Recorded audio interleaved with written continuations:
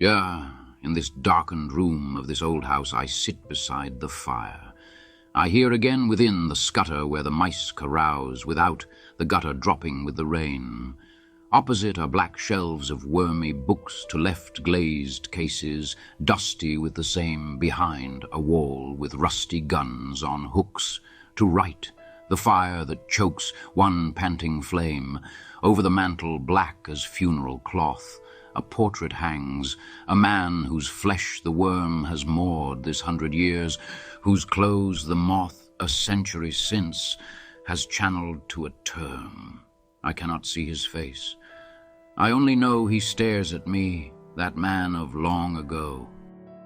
Time I light the candles in the long brass sticks, I see him now, a pale-eyed, simpering man, framed in carved wood, wherein the death watch ticks a most dead face. Yet when the work began, that face, the pale puce coat, the simpering smile, the hands that hold a book, the eyes that gaze, moved to the touch of mind a little while. The painter sat in judgment on his ways. The painter turned him to and from the light, talked about art, or bade him lift his head, judged the lips' paleness and the temples' white, and now his work abides. The man is dead. But is he dead? This dusty study drear creaks in its panels that the man is here. Here beyond doubt he lived in that old day. He was a doctor here, the student thought, here when the puce was new that now is grey, that simpering man his daily practice wrought. Here he let blood prescribe the pill and drop, the leech, the diet. Here his verdict given, wrought agonies of hoping to a stop. Here his condemned confessioners were shriven. What is that book he holds? The key too dim to read to know. Some little book he wrote, forgotten now, but still the key to him. He sacrificed his vision for his coat. I see the man, a simpering mask that hid a seeing mind that simpering men forbid. Those are his books, no doubt, untouched, undusted, unread since last he left them on the shelves. Octavo sermons that the fox has rusted, sides splitting off from brown, decaying 12s.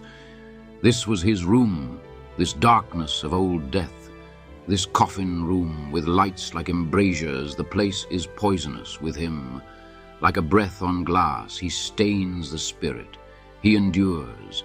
Here is his name within the sermon book, and verse, when hungry worms my body eat. He leans across my shoulder as I look, he who is God or pasture to the wheat. He who is dead is still upon the soul, a check, an inhibition, a control. I draw the bolts. I am alone within. The moonlight through the colored glass comes faint, mottling the passage wall like human skin, pale with the breathings left of withered paint. But others walk the empty house with me. There is no loneliness within these walls, no more than there is stillness in the sea, or silence in the eternal waterfalls.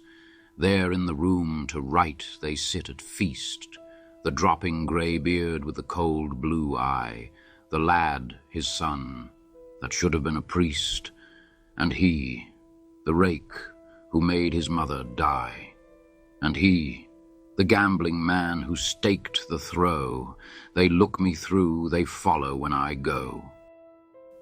They follow with still footing down the hall. I know their souls, those fellow tenants mine. Their shadows dim those colors on the wall. They point my every gesture with a sign. That grey beard cast his aged servant forth after his 40 years of service done. The gambler supped up riches as the north sups with his death the glories of the sun. The lad betrayed his trust. The rake was he who broke 2 women's hearts to ease his own. They nudge each other as they look at me, shadows all our, and yet as hard as stone. And there he comes, that simpering man who sold his mind for coat of puce and penny gold. A ruinous house, within whose corridors none but the wicked and the mad go free. On the dark stairs they wait, behind the doors they crouch, they watch or creep to follow me. Deep in old blood your ominous bricks are red, firm in old bones your walls' foundations stand, with dead men's passions built upon the dead, with broken hearts for lime and oaths for sand. Terrible house whose horror I have built, sin after sin, unseen, as sand that slips, telling the time. Till now the heaped guilt cries, and the planets circle to eclipse. You only are the daunter, you alone clutch, till I feel your ivy on the bone. John Masefield, 1878 to 1967, was a renowned English poet and writer, best known for his narrative and descriptive poetry. He was born in Ledbury, Herefordshire, England. Masefield had a challenging childhood and ran away to sea at the age of 13, which greatly influenced his later works. He spent several years working as a merchant seaman and later as a labourer, gaining first-hand experience of the sea and the lives of working-class people.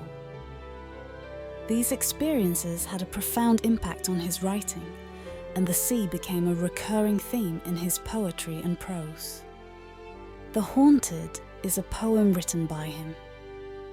As a poet and writer, he was known for his descriptive and narrative poetry. This particular poem is part of his collection Saltwater Poems and Ballads, published in 1916. The Haunted is a haunting and atmospheric poem that explores themes of death, loss, and the supernatural.